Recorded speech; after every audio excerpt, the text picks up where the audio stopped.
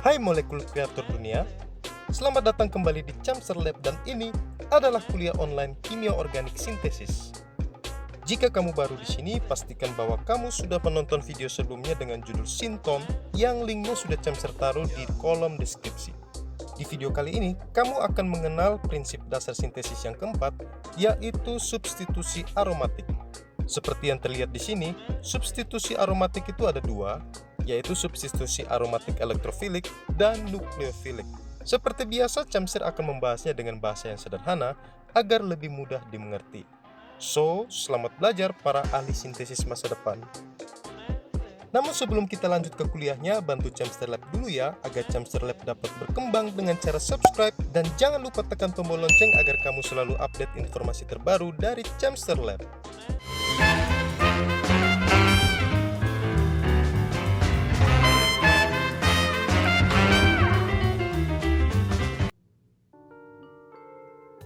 Seperti namanya, substitusi aromatik elektrofilik berarti kita memasukkan suatu elektrofil ke dalam cincin aromatik. Jangan lupa, elektrofil berarti spesies yang bermuatan plus. Jika kamu masih mengingat video sebelumnya mengenai Sinton, di mana kamu mengenal asilasi dan alkilasi Friedel-Crafts di sana, tentu kamu setuju bahwa pada reaksi-reaksi itu kita memasukkan spesies-spesies yang bermuatan plus. Dengan kata lain, kita memasukkan elektrofil ke dalam cincin. Iya, asilasi dan alkilasi Friedel-Crafts ini adalah salah satu contoh substitusi aromatik elektrofilik. Tampaknya memasukkan elektrofil ke dalam cincin aromatik itu sangatlah mudah. Mengapa? Karena naturalnya cincin aromatik itu bermuatan negatif, karena ada awan elektron di sana. Ini adalah beberapa reaksi yang tergolong substitusi aromatik elektrofilik. Jadi tujuan kita adalah ingin memasukkan X plus atau Sinton ini ke dalam cincin ini. Dan akhirnya X ini masuk ke dalam cincin. Sebagai contoh, jika kita ingin memasukkan Sinton NO2+ atau yang kita sebut dengan gugus nitro ini ke dalam cincin, maka kita membutuhkan regen HNO3 dan asam sulfat. Dan reaksi ini disebut dengan nitrasi. Begitu pula dengan Sinton-Sinton yang lain. Kamu bisa pause video ini sejenak untuk mempelajari satu persatu.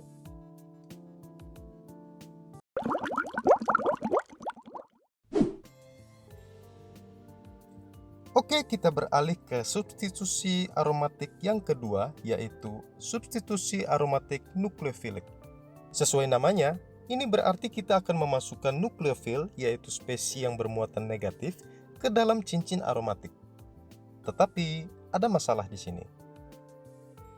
Naturalnya cincin aromatik itu kan bermuatan negatif. Dengan kata lain, cincin aromatik itu adalah sebuah nukleofil. Ini berarti kita akan memasukkan spesies negatif ke dalam cincin yang juga bermuatan negatif.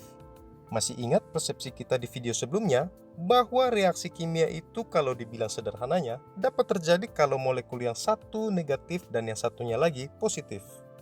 Nah, pertanyaannya adalah, apakah kita dapat memasukkan spesies yang negatif ke dalam cincin aromatik? Ini adalah contoh nukleofil yang paling sering dipakai. Ada karbanion, alkoksida, dan amina di sini. Seperti pertanyaan tadi, apakah kita dapat memasukkan nukleofil ini ke dalam cincin aromatik? Jawabannya adalah bisa, jika kita merubah polaritas cincin dari negatif menjadi positif. Dengan kata lain, kita merubah aromatik nukleofil menjadi aromatik elektrofil. Pertanyaannya adalah, bagaimana caranya? Ada dua cara, yaitu melalui SN2 dan juga SN1. Mari kita lihat satu persatu.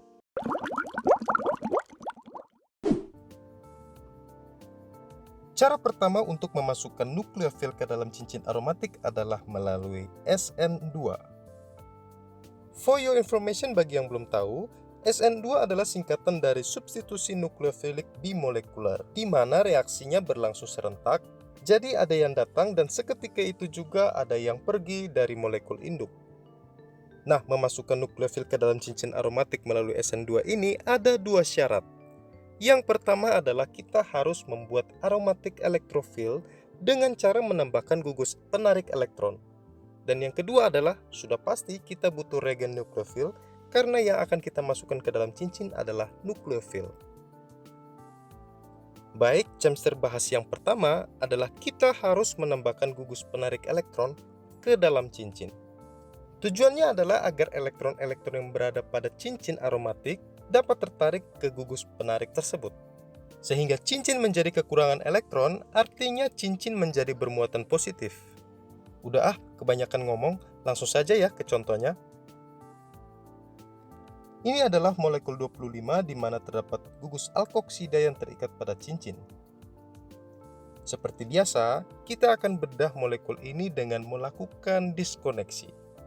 Dan posisi diskoneksi yang paling masuk akal adalah di posisi ini, karena ada reaksi yang dikenal yaitu substitusi nukleofilik. Sehingga starting materialnya adalah suatu alkoksida dan molekul 26 ini di mana ada halogen atau X yang terikat pada cincin. Untuk lebih jelasnya, mari kita lihat pada sintesisnya. Berawal dari senyawa 28, tujuan dari reaksi ini adalah memasukkan alkoksida yang sudah pasti berbuatan negatif ini ke dalam cincin nomor 28 ini.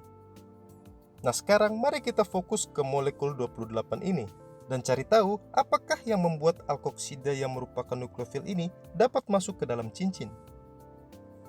Terlihat pada cincin 28 terdapat gugus penarik elektron dan kebetulan di sini adalah gugus nitro. Melalui resonansi, elektron ini dapat berpindah karena ditarik oleh atom O. Dan agar atom nitrogen ini stabil, maka nitrogen juga menarik elektron dari karbon di cincin. Dan akhirnya, elektron Pi ini akhirnya berpindah. Dan begitu seterusnya sampai akhirnya elektron pada karbon di samping Cl ini juga berpindah ke sebelah. Selanjutnya apa yang terjadi? Karbon yang mengikat Cl ini menjadi miskin elektron atau dengan kata lain bermuatan positif. Tentu tidak segampang itu juga ya, karena bisa saja distabilkan oleh elektron Pi yang ada di sebelah sini. Akan tetapi muatan positif dari karbon ini juga didukung oleh Cl yang sangat elektronegatif yang suka menarik elektron. Dan juga Cl ini adalah gugus pergi yang baik sehingga Cl ini mudah terlepas kalau ada penggantinya. Nah, kesempatan ini diambil oleh nukleofil seperti alkoksida ini untuk masuk ke dalam cincin. Dan seketika itu juga secara serentak Cl terlepas dan karbon yang bermuatan positif ini tadi distabilkan oleh resonansi. Dan akhirnya sekarang kita dapat melihat molekul 30 di mana nukleofil alkoksida sudah masuk ke dalam cincin aromatik.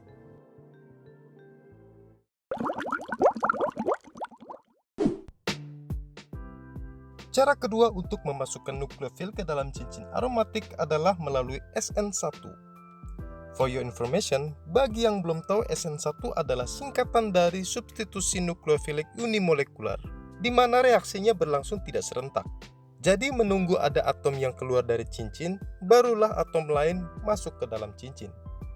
Ya, seperti antrian sembako gitu. Nah, memasukkan nukleofil ke dalam cincin aromatik melalui SN1 ini ada dua syarat. Yang pertama adalah kita harus membuat aromatik elektrofil melalui garam diazonium. Dan yang kedua adalah regennya sudah pasti harus regen nukleofil dong, karena yang ingin kita masukkan ke dalam cincin adalah nukleofil. Baik, Cemster akan bahas yang pertama, yaitu membuat aromatik elektrofil melalui garam diazonium. Hal pertama yang harus kita lakukan adalah membuat garam diazonium melalui jalur sintesis ini. Kita berawal dari molekul 39, kemudian kita lakukan nitrasi sehingga cincin ini sekarang sudah memiliki gugus nitro di sini. Kemudian gugus nitro ini kita reduksi dan menjadi suatu amina. Nah, dengan menggunakan regen-regennya ini, akhirnya amina dapat melalui reaksi diasosiasi dan berubah menjadi garam diazonium yang kita lingkari merah ini. Nah, kalau sudah begini, apa selanjutnya? Perlu diketahui bahwa di atas 5 derajat Celcius, garam diazo ini akan terlepas dari cincin dan menjadi gas nitrogen. Hasilnya adalah sebuah kation aryl yang sudah pasti sangat tidak stabil dan menunggu suntikan elektron dari luar. Nah, sampai di sini kita sudah berhasil melakukan syarat yang pertama, yaitu membuat aromatik elektrofil. Selanjutnya, tinggal kita masukkan saja nukleofil yang kita inginkan. Dan kebetulan di sini adalah nukleofil air. Jadi, dengan elektron lone pair-nya masuk ke dalam cincin yang positif, dan akhirnya terbentuklah suatu fenol pada molekul 45 ini. Jika kamu ingin produknya berbeda, artinya bukan fenol, maka kamu bisa ganti-ganti nukleofil di sini sesuai keinginan kamu ingin produk yang bagaimana. Oke, sampai di sini mudah kan? Kalau belum mengerti juga tenang saja, Cemster sudah siapkan contoh lainnya.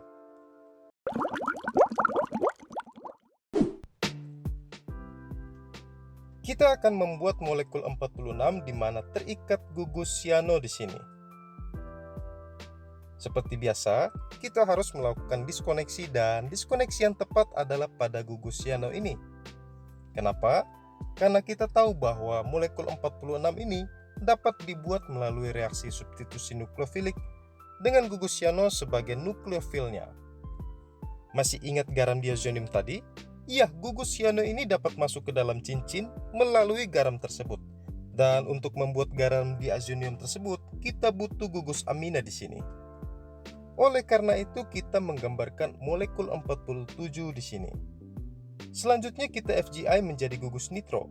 Nah, diskoneksi pada gugus nitro ini sangat tepat karena kita dapat melakukan reaksi substitusi elektrofilik, di mana elektrofilnya adalah nitro. Masih ingat reaksi nitrasi tadi?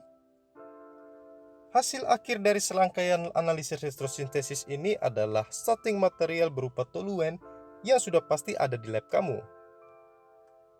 Rasanya tidak lengkap jika kita tidak menggambarkan jalur sintesisnya.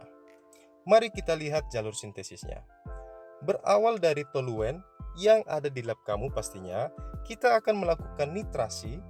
Kenapa? Karena kita tahu bahwa kita ingin memasukkan gugus nitro ke dalam cincin. Nah, sampai di sini, pasti ada yang bertanya, Bang Cemster, itu kan nitronya masuk di posisi orto terhadap metil. Bisa nggak meleset gitu ke posisi meta atau para? Jawabannya adalah segala kemungkinan posisi bisa terjadi. Molekul bisa masuk ke posisi mana saja, tetapi ada aturan mainnya. Nah, Cemster akan membahas khusus pengarah orto meta para ini di video yang berbeda. Jadi, jangan lupa subscribe ya. Oke, kita lanjut ke pekerjaan sintesis kita. Setelah nitro masuk di sini, kita harus reduksi gugus ini menjadi suatu amina. Ingat ya, regen-regennya ada di sini. Dan sekarang terjadilah molekul 47. Dan dengan penjelasan yang panjang lebar tadi, kita dapat merubah amina ini menjadi garam diazonium dengan regen-regen nomor 1 ini. Dan selanjutnya kita masukkan gugus cyano dengan regen nomor 2 ini. Dan hasilnya adalah molekul 46. Adakah yang tahu nama dari molekul ini? Komen di kolom komentar ya.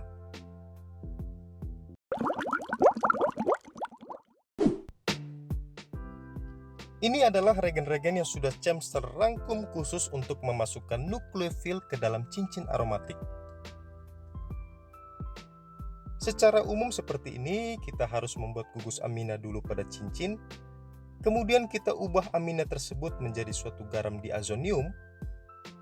Barulah kita dapat memasukkan nukleofil-nukleofil yang ditulis di sini sebagai Z. Sebagai contoh, jika kamu ingin memasukkan alkoksida OR ini, maka regen yang kamu butuhkan adalah suatu senyawa golongan alkohol. Maka di akhir sintesis nanti kamu akan mendapatkan nukleofil OR sudah masuk ke dalam cincin ini. Baik, itulah tadi kuliah kita kali ini. Terima kasih sudah menonton video ini sampai akhir. Dan akhirnya sekarang kamu sudah mengenal prinsip dasar sintesis yang keempat, yaitu substitusi aromatik, di mana ada dua macam substitusi, yaitu substitusi aromatik nukleofilik dan elektrofilik. Tetap stay tune di channel Cemster Lab karena masih banyak konten-konten kimia yang akan membuat kamu menjadi dewa kimia. Jika video ini berguna bagi kamu, jangan lupa dukung Cemster Lab untuk berkembang dengan cara subscribe channel ini dan juga share ke teman-teman kamu yang membutuhkan. Akhir kata, salam dari Cemster Lab.